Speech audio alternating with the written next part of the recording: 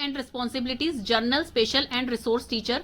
A teacher is a builder of nation. सबसे पहले इसको डिस्कस करते हैं हम कि टीचर में ऐसी क्या क्वालिटीज होती हैं, टीचर क्या रिस्पॉन्सिबिलिटीज निभाती है जो उसको नेशन बिल्डर कहा गया है। देखिए आपके जो स्टूडेंट है, अभी टीचर जो जिन स्टूडेंट्स को पढ़ाती है उनका फ्यूचर वो कंस्ट्रक्ट करती है, उनमें जो है स्किल्स डेवलप करती है, उनकी अलग अलग प्रॉब्लम्स जो थी उनको सॉल्व करती है, एक गाइड की तरह, एक फ्रेंड बनके। तो इस तरह से टीचर उनकी हेल्प करती है हर चीज में, और उनको not even only in academics, उनके हर तरह के स्किल्स जो हैं उन चीजों को वो स्टेबल बनाती हैं, उन चीजों को वो डेवलपमेंट में उनकी हेल्प करती हैं।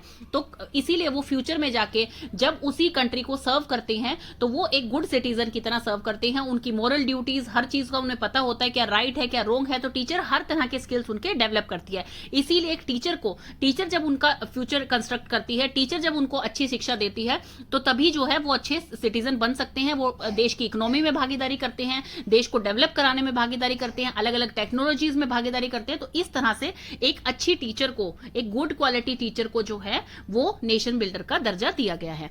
Teacher is the central point of the education system. बिल्कुल, एजुकेशन सिस्टम सारा जो है टीचर के ही इर्द गिर्द घूमता है। टीचर जैसी होगी वैसा ही अपने स्टूडेंट, अब करिकुलम बन गया है, एजुकेशन पॉलिसीज आ गई हैं, टीचर किस तरह से अपने स्टूडेंट्स को वो डिलीवर कर रही है, किस तरह से कन्वे कर रही है अपनी नॉलेज को, उस पर बहुत ज्यादा डिपेंड करता है। हमारी इंडियन प्रेयर्स में टीचर को जो है ब्रह्मा, विष्णु एंड महेश्वर, जो ब्रह्म विष्णु महेश्वरा, इन तीनों का दर्जा दिया गया है कि टीचर जो होती है वो एंटायर यूनिवर्स होती है। Without good teacher even the best system is found to fail.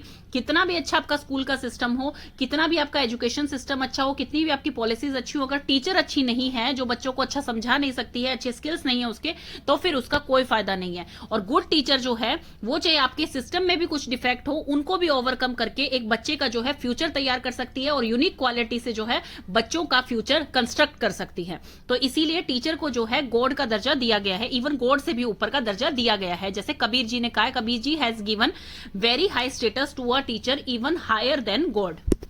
तो क्वालिटीज क्या क्या होती हैं टीचर की, वो हम पढ़ते हैं अब, किस लिए उन्हें नेशन बिल्डर कहा गया है। तो टीचर की क्वालिटीज क्या होनी चाहिए गुड टीचर की। तो क्वालिटीज ऑफ पर्सनैलिटी, सबसे पहले जो है पर्सनैलिटी टीचर की अच्छी होनी चाहिए। इसमें दो पर्सनैलिटीज आ जाती हैं, एक है एक्सटर्नल एस्पेक्ट्स ऑफ पर्सनैलिटी, एक है इंटरनल। एक्सटर्नल से क्या मतलब है कि टीचर जो है वो इंप्रेसिव लगनी चाहिए, अट्रैक्टिव लगनी चाहिए, मतलब एक गुड हेल्दी ह्यूमन बींग लगनी चाहिए। ऐसा नहीं कि टीचर जो है उसी में जो है न्यूट्रिशियस की कमी लगे या वो हेल्थ पॉइंट ऑफ व्यू से हेल्दी ना हो, तो ऐसे नहीं होनी चाहिए। टीचर जो है वो हेल्दी होनी चाहिए। टीचर की स्पीच जो है वो स्वीटनेस एंड अथॉरिटेटिव दोनों टाइप की होनी चाहिए, कि बच्चे डिसिप्लिन में भी रहें, लेकिन जहां टीचर को पेशेंस लेवल दिखाना है, बच्चों को अच्छी तरह समझाना है, वहां वो उसकी आवाज में स्वीटनेस भी होनी चाहिए। टीचर का एक्सेंट जो है लाउड होना चाहिए, ताकि हर बच्चे तक उनकी वॉइस पहुंच सके, और क्लियर होना चाहिए ताकि हर बच्चे को वो अच्छी तरह से समझ आ जाए। तो ओवरऑल क्या है, उनकी पर्सनैलिटी जो है वो एक बैलेंस्ड पर्सनैलिटी की तरह वर्क करनी चाहिए, जो एक्सटर्नल पर्सनैलिटी है। देन आती है इंटरनल। इंटरनल में क्या है, उनकी थिंकिंग कैसी है, वो कैसा उनका मतलब सोचने का लेवल है, कैसे उनमें पेशेंस लेवल है, फ्रेंडली नेचर है कि नहीं, ये सारे आते हैं इंटरनल की भी। उनका मेंटल स्टेटस कैसा है। तो कुछ टीचर्स जो होती हैं वो गुड लुकिंग होती हैं, लेकिन उनका इंटरनल जो है माइंडसेट वो स्टेबल नहीं होता है। On the opposite hand teachers को जो ऑर्डिनरी अपीयरेंस की होती हैं, उनका इंटरनल माइंडसेट जो है, उनकी क्वालिटीज इतनी हाई लेवल की होती है कि भी उनमें पेशेंस लेवल भी होता है, स्टेबल होती है, इमोशनली मेंटली स्टेबल होती हैं, और बच्चों को बहुत ही फ्रेंडली नेचर से समझाती हैं। तो इसमें कुछ क्वालिटीज आती हैं जो कि इंटरनल क्वालिटीज देखते हैं, जिसमें टीचर की मेंटल हेल्थ, कि भाई टीचर कितनी स्टेबल है, कितनी इमोशनली स्टेबल है, कैसा एटीट्यूड है उनका लाइफ के प्रति, कैसी वो बच्चों को शिक्षा देती हैं। तो लाइफ स्किल्स होने टीचर में बहुत जरूरी हैं। पेशेंस एंड सेल्फ कंट्रोल, कि भाई कई बार क्या होता है, टीचर पढ़ा रही होती है, बीच में बच्चे क्वेश्चंस पुट अप करते हैं, तो कई टीचर्स को गुस्सा आ जाता है, तो वो चीज नहीं होनी चाहिए। एक कंट्रोल होना चाहिए सिचुएशन के ऊपर, तभी वो अपने टास्क को कंप्लीट कर पाएंगी, तभी बच्चों को वो समझा पाएंगी।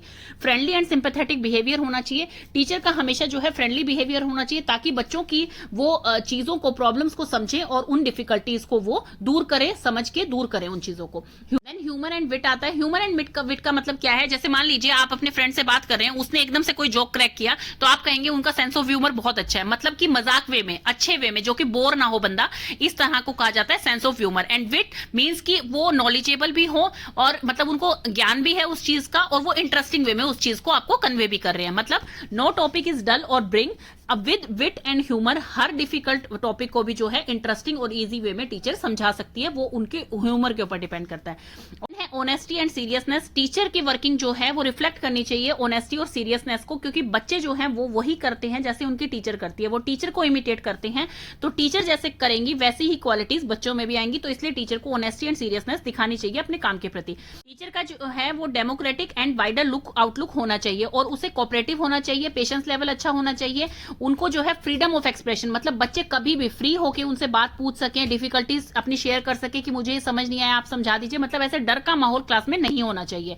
देन है क्वालिटी पर्टेनिंग टू प्रोफेशन, अभी था पर्सनैलिटी की क्वालिटीज, देन है pertaining to profession, wide knowledge of a subject. अब जिस सब्जेक्ट की वो टीचर है, मान लीजिए साइंस की टीचर है वो, तो अपने सब्जेक्ट की उन्हें नॉलेज बहुत अच्छी होनी चाहिए, कोई भी उन्हें बीट ना करे, इस तरह की नॉलेज होनी चाहिए। आ गया है training, teacher is an art and a science too, without training कोई भी एक्सपर्ट नहीं बन सकता। टीचर को क्या चाहिए कि अपने स्टूडेंट्स की प्रॉब्लम को समझे, उनको अंडरस्टैंड करे और अपने आप में बदलाव लाए, अपनी स्ट्रेटेजीज में बदलाव लाए, कुछ और इंप्रूवमेंट लाए। तो इस तरह से टीचर को लगातार ट्रेनिंग लेनी चाहिए और अपनी रिफ्लेक्टिव टीचिंग देखनी चाहिए कि मेरे में कुछ इंप्रूवमेंट की जरूरत तो नहीं है, इस चीज को इवेल्युएट करें और उस चीज को इंप्लीमेंट करें। फिर देन है continuous effort and interest in reading. देखिए टीचिंग जो होता है वो एक कॉन्टिन्यूअस प्रोसेस है, टीचर को अपने इस प्रोफेशन के साथ हमेशा जस्टिस करनी चाहिए, वो कॉन्टिन्यूअसली अपने आप को इंप्रूव करती रहे अपनी क्वालिटी के वे में, जैसे मैंने ऊपर वाले में बताया, इवेल्युएट करती रहे और उस चीज को जो है दोबारा से और ज्यादा अच्छी तरह इंप्लीमेंट करें और अच्छी तरह से उस चीज में क्वालिटी लेके आए।